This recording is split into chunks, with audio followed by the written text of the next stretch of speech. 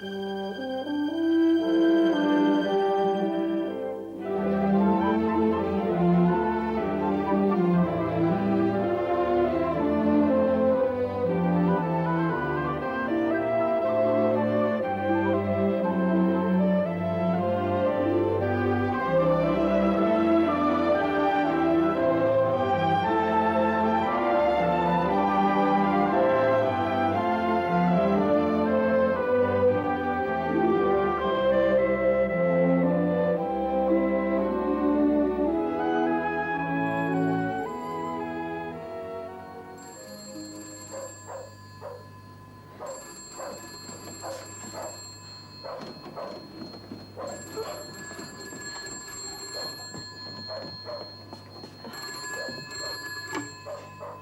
Winchley 8. I'm sorry to wake you in the middle of the night. No, Vicky's here with me.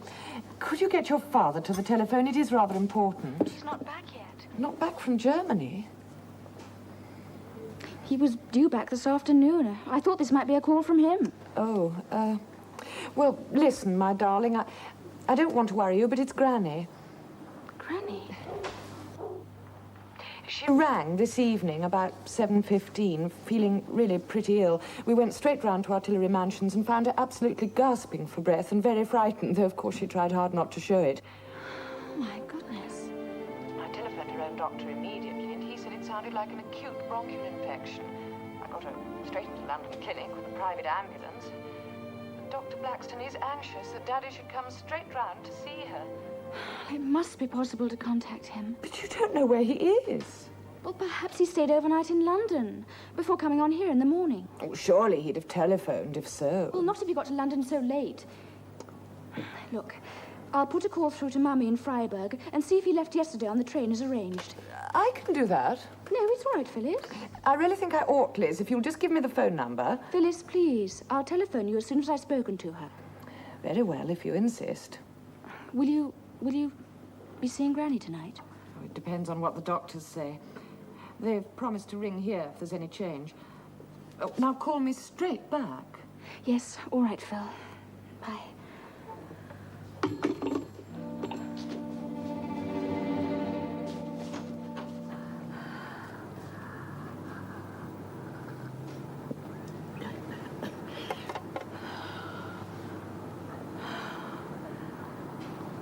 Sorry to be such a nuisance. The doctor said if only he'd been called 2 days earlier. I should have rung her every night. It's not your fault. She's always been so obstinate about illness. She'd never admit it until she couldn't hide it any longer. Father used to get so cross with her about it. One forgets, parents aren't going to be around forever. I'll go round to her flat first thing in the morning and ask her maid to pack toothbrush and nightgowns and things. I'll come with you. Don't you think one of us ought to be by the telephone? Yes, I suppose you're right. I'm sure it can't take this long to put a call through to Germany. What has happened to Arthur? Well, he has been rather erratic lately. Oh? Changing plans at the last minute and then popping up unexpectedly. Not like him at all. Vicki, I do wish you'd go to bed. There's nothing I can't manage myself. I couldn't sleep. Well, you must if you're to be fresh for your academy audition on Wednesday. Oh, Aunt Phyllis, I couldn't think of anything less important. Langham 2315. Bill, I got through to Mummy. Thank goodness they all speak English out there. What about Arthur? He left yesterday morning. She was astonished that we hadn't heard from him. He left yesterday. Perhaps there's been a hold-up on the German railways. Vicky says perhaps there's been a hold-up on the railway. Yes, that's possible. The night operator said that all calls to Germany were taking rather a long time, due to the troubles. What troubles? I don't know. Well, didn't you ask him? It was just as he was putting me through to Freiburg, and I lost him. Perhaps he meant engineering troubles. And he definitely was on that train? Yes, Mummy saw him off. He caught the 9 a.m. to Hamburg, where he was due to change onto the Luxembourg line. It's too late now to ring the German railway. I'll put a call through to them in the morning. What about his glove? Oh, hang on a minute, Liz. No, darling, the night porter can only take a message for the morning. Well, surely he'd know if Daddy was staying there. No. But what about Mr. Cartland? Him? Well, tell her. Vicky says, what about Mr. Cartland? Oh, well, I phoned him as soon as I've spoken to Mummy. Well, he said that we were not to worry and that he knows Daddy's quite safe. He said it 2 or 3 times. Knows he's safe? Look, I'm going to catch the first train up to London tomorrow morning. Have you heard from the clinic again? No, but they will ring if there are any developments. I've just got to find Daddy. I'll see you tomorrow, Phil. Bye.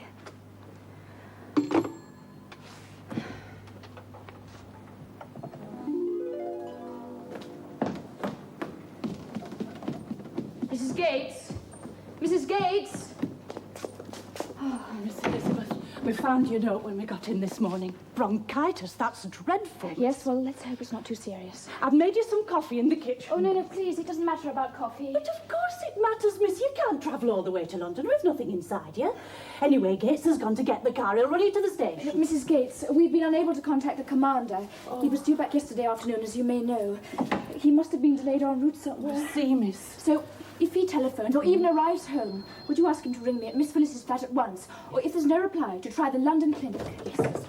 Oh, morning, miss. Oh, the coffee. The car's here, miss. We ought not to be long if you're going to catch that 7:58. Yes, all right, Gates. I'll only be a moment. Right, miss. Would you be kind enough to take my case?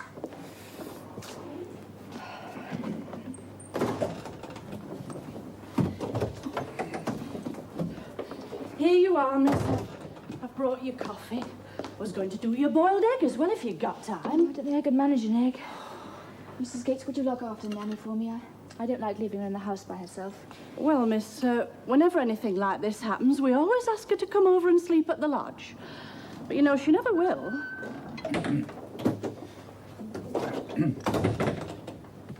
Excuse me, miss. Mr. Carlin's car's just turning into the drive. Shall I tell him we're just off to the station? No, it's all right. We've got a few minutes, haven't we? Well, we ought to be away by p:30 at the latest. I'm very fond of the old Wolsey, but speed's no longer 40. Oh. Good morning. May I come in? Oh, yes, do please, Mr. Cartland. Good morning. Though I'm afraid I've got to run for the London train in a moment. Can I have you some coffee? No, thank you. I'll just have breakfast. Oh, thank you, Mrs. Gates. I was so sorry to have woken you up last night. Goodness gracious, no, you did exactly the right thing. Has there been any further news? Oh, not since then, no. And my aunt would let me know of any developments. Good.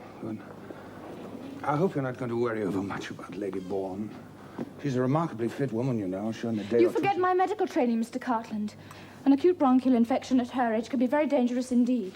Ah, yes, indeed, I suppose. By far the most common cause of death in old people, even when they're receiving the finest medical treatment as she is.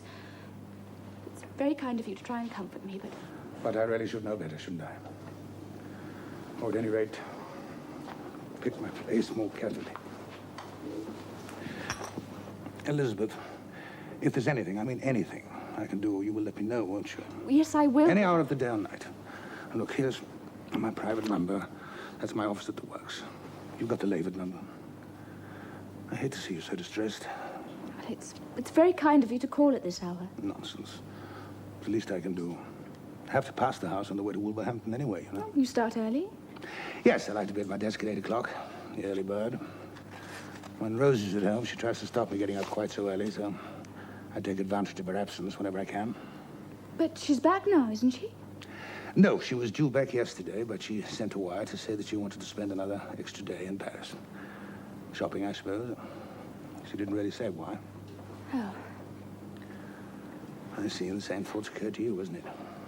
What? Well, you know that Rosie and your father were very close friends for a number of years. Look, and I'm sure possibly- she would have mentioned it to you if that were the case. Not necessarily. She's a very independent lass. You didn't know about your father and Rosie, didn't you? Yes, of course. Well, it's possible that if they did meet somewhere, they decided to come back together today. Is that what you came to tell me? What? I just wondered why you didn't mention all this last night. Because, Elizabeth, the thought didn't occur to me until after I was in bed, after I talked to you on the telephone. I came here this morning hoping to be of some sort of service to you. Where is Mrs. Cartland staying in Paris? Oh, at the Creole, I expect. I haven't phoned this morning because I expect they're halfway home by now in view of the recent crisis. The what? Our mistake, Claire. Well, haven't you heard? Haven't you seen the newspapers? No. The German army marched into the island yesterday. Good God, I think every train service in Europe has been stretched to the utmost. All the airliners are packed with English people and Americans trying to get out as quickly as possible.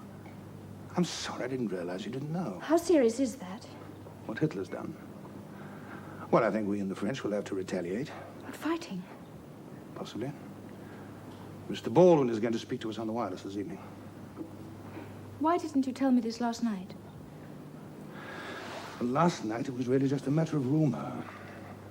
I didn't want to upset you unnecessarily.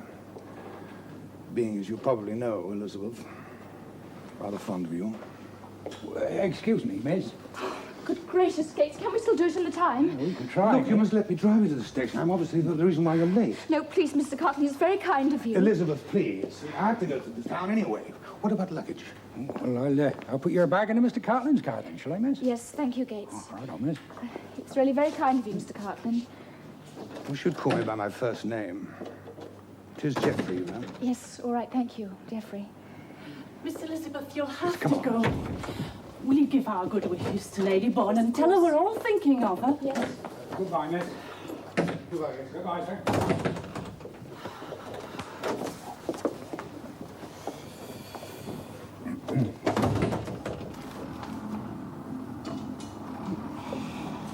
It's in the mail that there's been rioting in some of those French cities because of this Hitler business. People got injured. Foreigners or anyone thought to be German. One man got stabbed. Oh, I'm sure the commander's perfectly able to look after himself, Ren. I hope you're right, Eileen.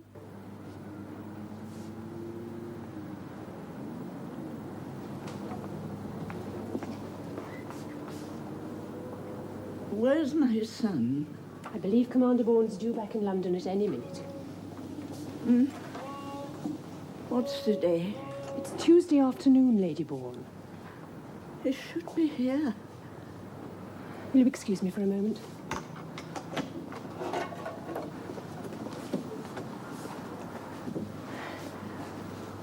I do wish I could see a newspaper. There's a newsboy just outside. Listen. No, don't shut it. I want to hear what's going on.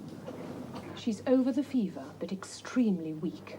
I must ask you not to tire or distress her in any way. Of course not.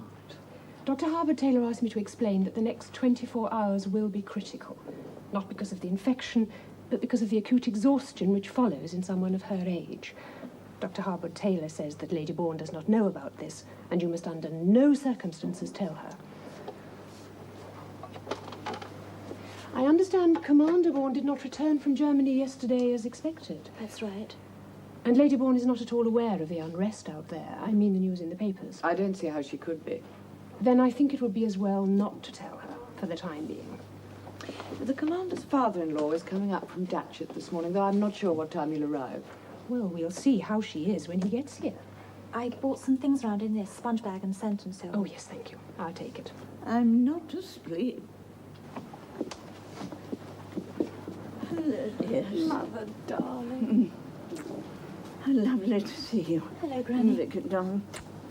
Sit down, both of you. Chairs somewhere. How are you feeling? Oh, pretty well, I think. You did look after me so well, whenever it was. What, darling? You remember when I was ill in my flat? Last night. Was it? Oh, Billy would be so cross with me not calling the doctor earlier. Dr. Holden, the consultant. Taylor. Yes. He gave me quite a ticking off about it. He's a dear man. But he doesn't seem to realize that the next 24 hours are the important ones. Not so much for the infection as the exhaustion that follows afterwards in someone of my age. The Bournes have always been a chesty family. I went through all this with Arthur because it's the same thing with infants, you see. Where is Arthur? On his way back from Freiburg, darling, you remember? From Helen and Anne? That's right. But he was due yesterday. Was he? Yes. There's been a delay on the German railways, Granny. We expect him back at any moment. Oh, then he's telegraphed. No. We rang the German railway office in London when he didn't arrive. They knew about it. I've never heard such a thing before. The German railways not running on time. You know it's my audition tomorrow. What, darling? My entrance audition to the Royal Academy of Music. Oh. I tried to practice just now on Aunt Phyllis's piano, but my fingers all turned to bananas. Well, tell Granny about it, Vicki. Yes. Oh, well, I have to play 6 pieces in front of the principal, Sir John McEwen, and Dr. Richards, the warden. We sit in a great big bare room, just the 3 of us. And I have to play on the famous golden piano. Oh, it's a beautiful grand, which has lots of marvellous inlay in it, which makes it look just like gold. Well, all sorts of famous people have played on it. Well, I'm going to start with the Beethoven sonatas, then the Schubert, leaving the Stravinsky pieces till last. The which pieces? Stravinsky, darling. He's a modern composer. Oh, yes. With his Hottentot stompers. Darling, I think you're thinking of someone else. Then I do my second study with my oral tests and then my theory paper. And you'll pass, darling. Oh, Granny, I don't see how. The standard is so fearfully high. I just go icy thinking about it. I know you'll pass. Just keep on practicing your scales. A fortnight at least, and then a long convalescence. How long? Well, that rather depends on how closely she's prepared to follow medical advice. Oh, dearie me. Okay. Oh, hello, my dears. Hello, love. Hello. Lady Bourne is not aware that Mr. Ashley is here. I rather wanted her to have a tiny rest before he goes in. Oh, yes, that's quite right. I was going to ask if you could arrange to have some more things sent over for your grandmother. She could do with another bed jacket. Oh, And if you could Phyllis. arrange possibly to have some... Yeah. On my way here, I saw something in the Times which made me go straight round to your flat and use your telephone. Hope you don't mind. But your cleaning woman let me in. Well, of course not, but what was Well, it? the others mustn't know about this, but apparently there was rioting in Hamburg last night and 3 Britons were beaten up. They're in hospital, and they're not revealing their names until the relatives have been informed. Now, it's probably absolutely nothing to do with Arthur, but just to make absolutely sure, I telephoned an old boy of mine in the Foreign Office, and he's checking on the names, and he's going to ring back later on your number. Then I'll make sure that I take all the calls. Yes, if you would, Phyllis, dear. No, oh, my lordy, she didn't hear me, did she? What? Oh, sister, could I go in now, do you think? Oh, yes, that will be all right. Thank you. I understand Lady Bourne lives by herself. She has her maid. Living in? Oh, yes. I know Dr. Harbour Taylor wanted to speak to you about that. She's been very seriously ill, Miss Bourne. She still is, of course. Her maid will need time off, but someone must be with Lady Bourne all the time. Could I take my coat off, Alice, dear? Of course. Well, now, Elizabeth will be coming quite soon now. She got the very first train this morning, so as to come and see you. I have no intention of leaving the scene quite so rapidly. Oh, Alice, dear, I'm sure that wasn't in her mind at all. But I'm very worried about Arthur out in Germany. Are you, dear? Why? Well, but for goodness sake, with Hitler charging down the Rhine like a mad bull. Oh, Germany and all Europe's in an awful state. There's been street fighting, you know. What? Well, how did you know that? The porter told me when he brought up those flowers. Oh.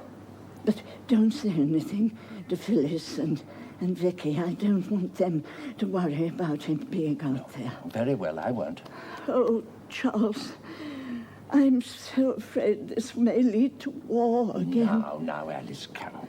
Well, we must act. We'll have to act according to the treaty. What's it called? The Locarno Pact. Yes, that's right. With Germany marching into a demobilized area. tearing up every treaty and promise in Now, sight. Alice, dear, I'm sure all this will be settled in a very civilized manner. Now, Eden may be very young, but as Foreign Secretary, he's showed admirable character in situations just like this. And whatever one may think of Hitler, he's no fool. And to go to war with France and us at a time like this would be extremely foolish. But he is a fool. That's what makes me so worried. No.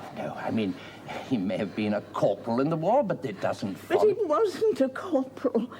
Oh, I can't tell you how it annoys me when I hear people say that. Now, Alice, dear, you must keep calm. He was a Gefreiter, and that isn't even a lance corporal. No.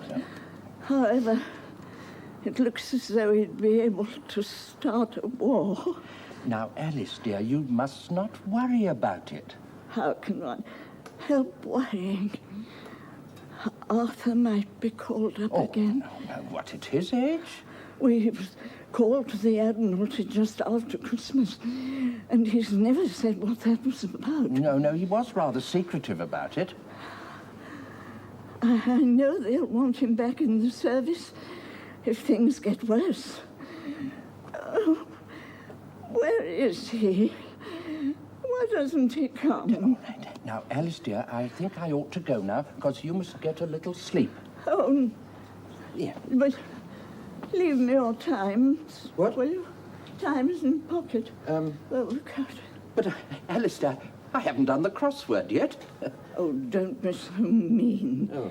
I'm a sick woman, and I want to read about what's happening in the world. Well, you see, as a matter of fact, Alice, I dropped the Times in a puddle on the way here. It's in an awful state, really, but I'll arrange to have another sent to you later. Oh, yes. Now... Don't go. But I must go, dear, and you must get some sleep. Charles. Yes. I'm so afraid of going before Arthur gets back. Oh, Alice, what nonsense. You're going to outlive us all. Mr. Ashley. Yes, I'm coming. Au revoir, my dear. And I'll come again this evening, and I'll bring you an evening paper. Come along now, Lady Bourne. Drink this down.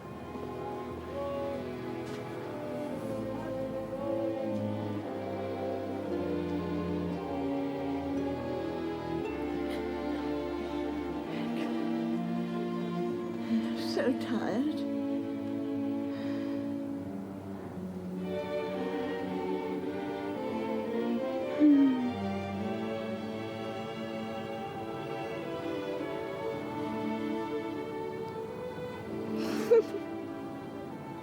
If only Arthur was here.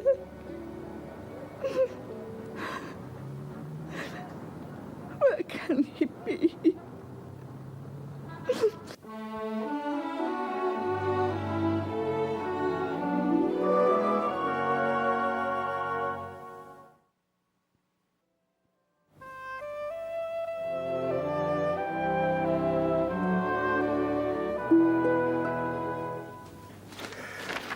Oh, Lord.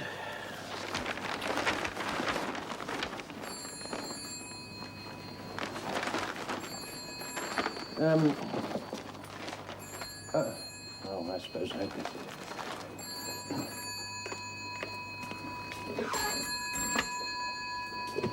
This is Langham 2315. Yes, it is. Oh, Roger. Yes, I see. Well, it's very good of you. Yes, it is. Anyway, thank you very much. All right, Roger, I'll hear from you later. Goodbye. Well, now, girls can't hear? Oh, no. Well, 2 of the men in hospital are definitely not Arthur. The 3rd man is still unconscious, and they don't know his name or anything about him because he has no identification papers of any sort. But a description. Yes, but you see, the constable was only asked to send names, so Roger has now wired back asking for a description of the 3rd man. But I think the chances of it being Arthur are absolutely infinitesimal. Well, then why haven't we heard from him? I don't know. Well, is there anything useful in the Times? Well, I was going to look in the telegrams. That's the most likely section.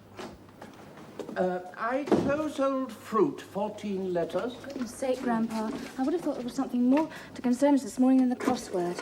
My dear child, doing the crossword is the one thing that keeps me calm. I can't imagine anything that would drive me wilder. Operator, would you get me Winchley 8, please? It's in Herefordshire. Langham 2315. Oh, Phil, you don't mind if I use your phone? No, of course not. I just want to find out if the Gates have heard anything. Well, surely they'd let us know. Well, probably. Will you ring me back? Yes, all right. I just wanted to make sure. Oh, Phil, is there any of that coffee left? Well, it needs reheating. Oh, I don't mind as it is. Well, there's still some toast, and I recommend the marmalade. As usual, it is excellent. In fact, that's the real reason that I come here to breakfast instead of my club. Now, you can think of food at a time like this. Thank you. But, my dear Liz, eating is the most prudent activity during any emergency. It calms the nerve and sets one up against any meals which later one may have to skip. Have we got from the clinic again? Not since you spoke to them at 8 o'clock. I thought I heard the telephone just now. No, that was something else. Have you read the news page yet, Grandpa? Well, I've just glanced at it. Europe isn't the happiest place just now. Vicki really will have to have something to eat before she goes. Well, I suppose she is up. Oh, she is now. I was with her half the night trying to get her to sleep. She's very worried about Mother, and she seems to think that her audition is going to be a gothic chamber of horrors. Oh, what time is she due at the academy? 9:30. Well, good gracious me, she'll have to bustle. Vicki! Oh, Vicki, Liz, darling, will you? come on. Yes. Hello? Yes, thank you. Gates, it's Miss Elizabeth. Has there been any word from the commander? No, Miss Elizabeth, I'm afraid there hasn't. How's Lady Bourne? She had a quiet night on the whole. Oh, she's still quite serious, though. Yes, I'm afraid so. Mr. Cartland's here, Missy. He just came over and he'd like to have a word with you. Hang on a moment, I'll pass the receiver over to him. Hello, Elizabeth. Good morning. I gather there are no new developments. I'm afraid that's right. I called at the house this morning because I've had an overnight wire from Rosie. Apparently all the French ports are jam-packed. She's headed for Antwerp by train, going north, hoping to get a crossing from there more easily. Oh, I see. There's a whole section of the Daily Express devoted to this new emergency, talking about trouble with transport across Europe and that sort of thing. I suppose Mrs. Cartland's telegram didn't say anything about... No, she didn't mention anyone else. I see. Well, it's very kind of you to let us know, Mr. Cartland. Geoffrey. Yes, Geoffrey.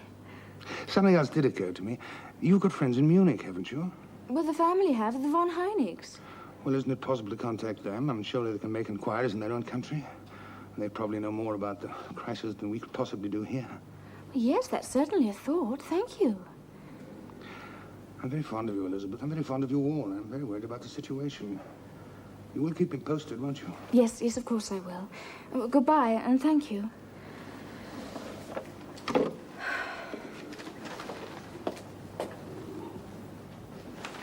No, it got Christian names. And now you two.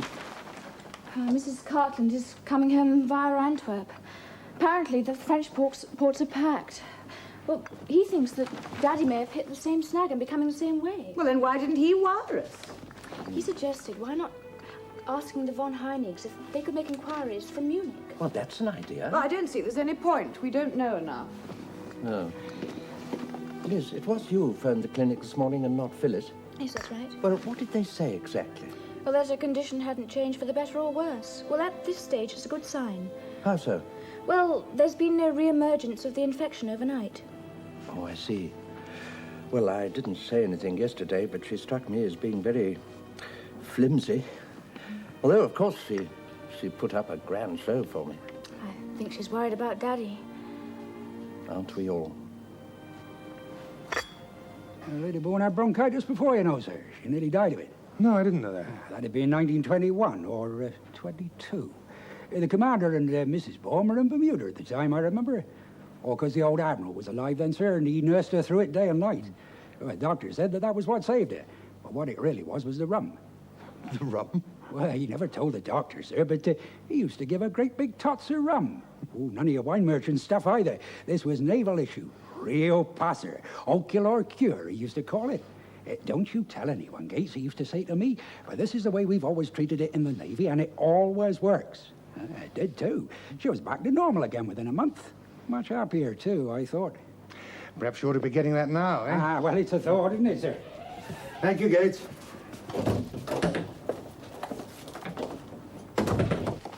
Good morning, Grandpa. Oh, I feel awful. Good morning, Yes, Vicki. not very well. Not for hours. And then when I did, I had the most frightful dreams. Oh. Couldn't face the piano this Well, you're morning. going to have to. Well, do try and eat some of this. Oh, no, Aunt Phyllis. Well, at least the hot milk. Yes. Oh, very well. Well, what did you dream about, Vicki? That I was at the audition and there was something wrong with my hands. They turned to bananas, and no matter what I played, a completely different tune would come out of the piano. Oh, dear. And the two examiners just sat there and stared and said nothing. And they were two large blackbirds with pince nez, very solemn. Oh, well, that's just ridiculous. They're both delightful. And Sir John in particular is the kindest man imaginable. He told me that when he took his audition, he was shaking like a leaf. Then I had another funny dream, a much more real one this time. It was about Granny. Well, you remember it was she who got Gates to build my platform in the cedar tree?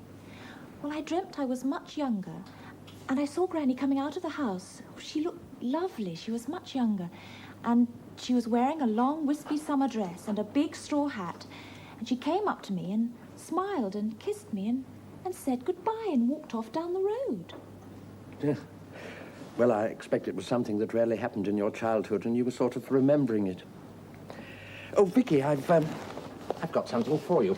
It's a sort of good luck token. I've been saving it for today. It used to be over the piano in our house at Eton. Here.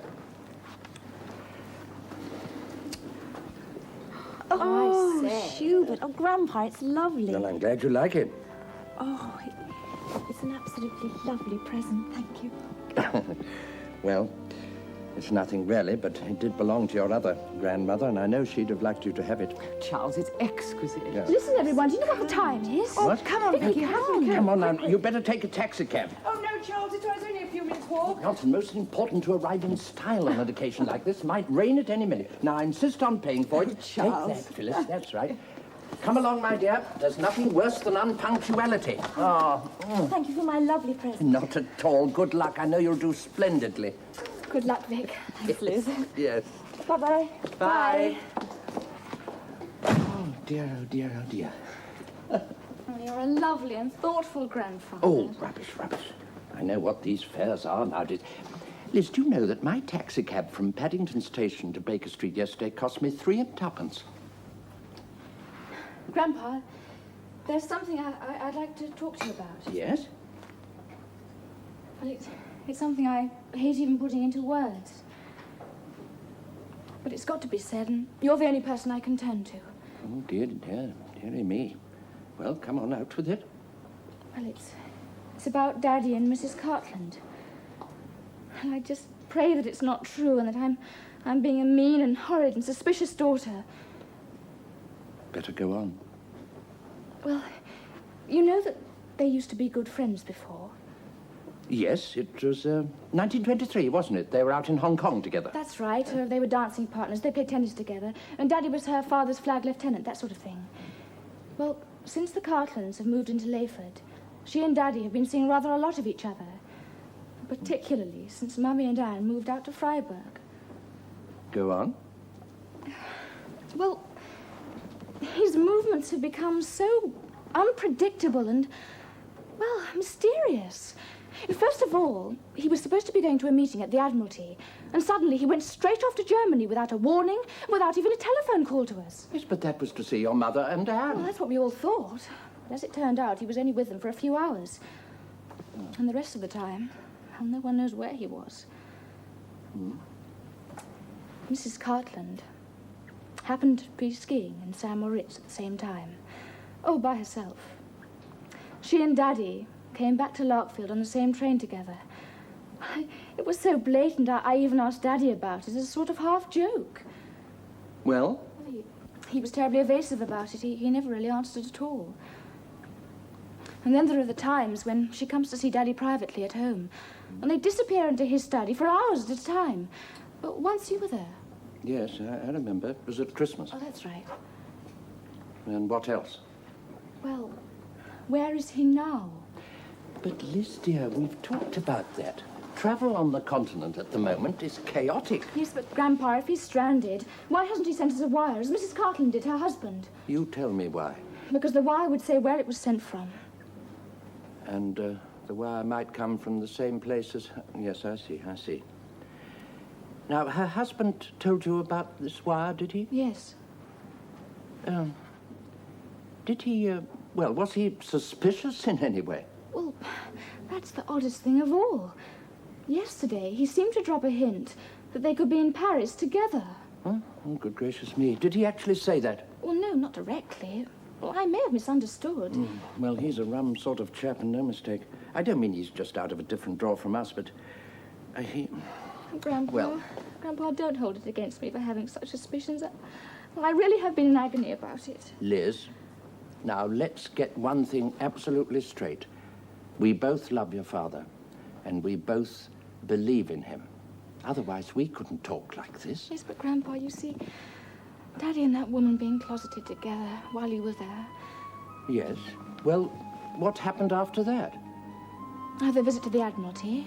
Did he stay the night in London? Yes. At his club or here in the flat? Oh, no, at the Naval and Military. And as far as you know, he left the Admiralty en route for Germany? Yes. Well, I actually don't know where he stayed that night. You don't happen to know whom he saw at the Admiralty? Oh, no. Well, we all presumed it was to do with Daddy being on the reserve list and the fleet being mobilized over the row with Mussolini. Yes, well, that's what he thought, too. What? Well, we discussed it, you see, after the letter from the Admiralty arrived. Well, Grandpa, you never said. No, well, he asked me to treat it confidentially. He didn't want any of you to be worried. Oh, I see. But in view of what you've just told me, look, he was summoned to room 13. What does that mean? Liz, you know that Mrs. Cartland's father is still serving. What? Admiral Sir Michael Burrell. I don't know what job he does, of course, but there could be some connection. And is room 13 anything to do with the reserve? No, I'm afraid I've no idea. But there must be a connection. But what? Liz, Vicki should be starting playing about now. Let's think about her for a bit. Grandpa? Ah, Liz, my dear. Now, you're not to go on worrying about this wretched Mrs. Cartland. And you're to trust your father. Of course I trust him. And you're to believe in him, because I am quite sure there's a simple explanation for all this. Yes, but what? My dear Liz, I'm just a simple old schoolmaster. Shall we wash up?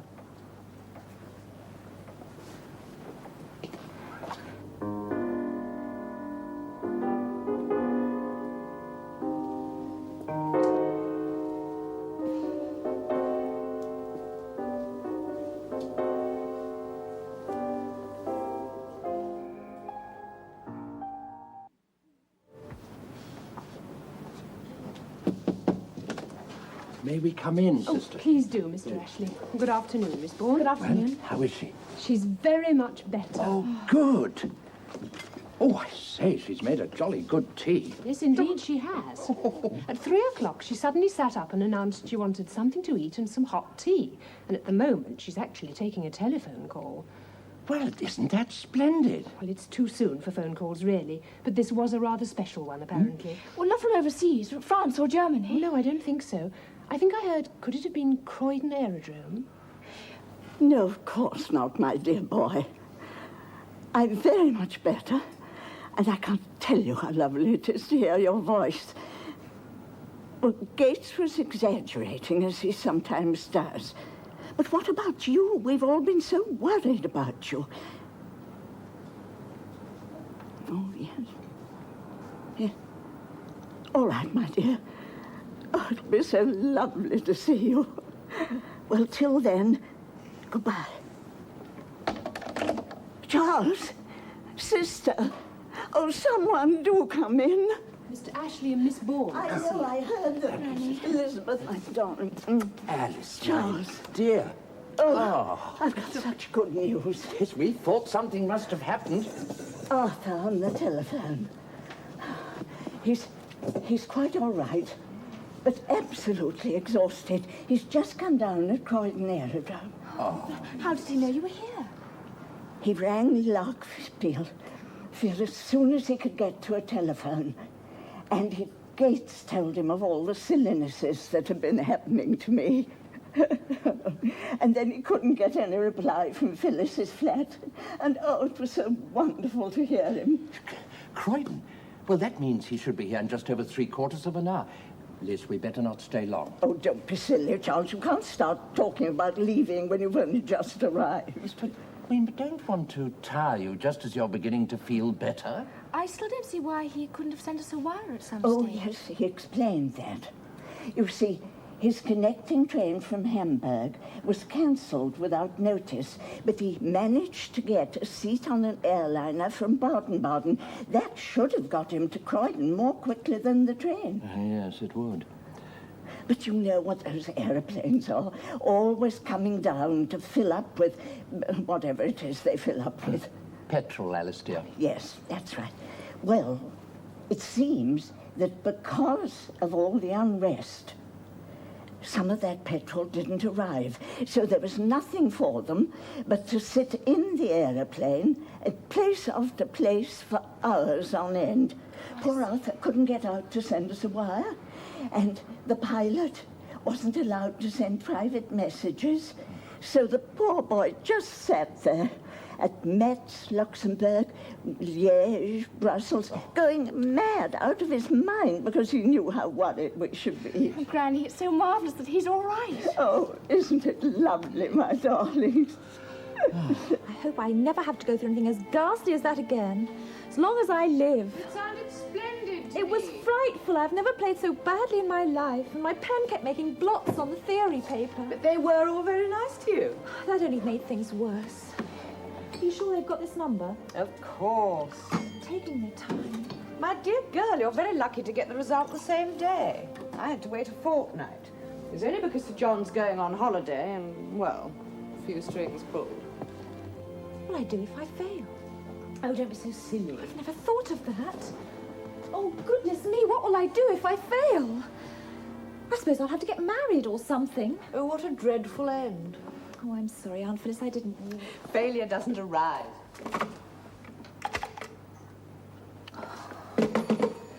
I'm just making sure it's working. Sometimes they go wrong, you know. Vicki, I wish you'd go and have a nice hot bath and a lie down. You got hardly any sleep last night. Langham 2315. Hello, Miss Bourne speaking. Who? No, Mr. Ashley is not here at the moment. Yes, I'll take a message. Yes. Yes, I've got it. Very well. Goodbye. That was Roger from the Foreign Office to tell Grandpa that the man is conscious now and he's a grocer from Barnstaple called Mr. Horace. Is it a joke? Langham 2315. Yes, this is Miss Phyllis Bourne speaking. I see. Well, if you'd like to speak to her yourself, she's standing right beside me. It's Royal Academy of Music. I want to speak to you. Who does? Sir John McEwen's secretary. Hello. Yes, this is Miss Victoria Bourne speaking. So you'll be well enough to go to Larkfield for Easter. Nanny can look after you. I shan't need any looking after. Alice, nonsense. My dear, you've been very ill. Oh, well, it will be nice. We might have some music, Charles. I should love that. Oh. Granny, what on earth are all these? Oh, I thought you'd be sure to know. I asked the doctor exactly what was wrong with me, and he drew this. That is the bottom of my left lung, in case you don't recognize it. And this is where the bronchi are seated. Hmm. Well, what are these funny little squiggly things down at the bottom? Oh, those are the rales, Charles. Hmm? Rails? No, rales. R-A circumflex L-E-S, where the moist noises come from. Oh. Well, really, Charles, you are a dunce. Oh.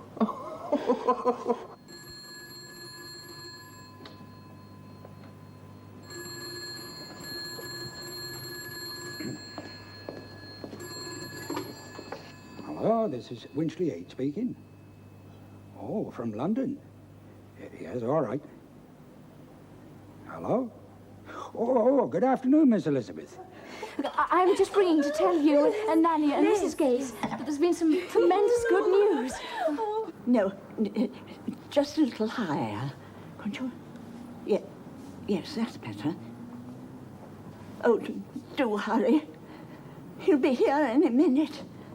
Lady Bourne, they've just rung up from the desk. Commander Bourne has arrived and he's on his way up in the lift. Oh, thank God. Oh, dear, where my hanky? Oh, what a fool I am, really. Oh, all right, Miss Elizabeth. I'll tell him. Thank you. Goodbye. Eileen! Nanny! Lady Bourne's so much better, and she's going to be all right.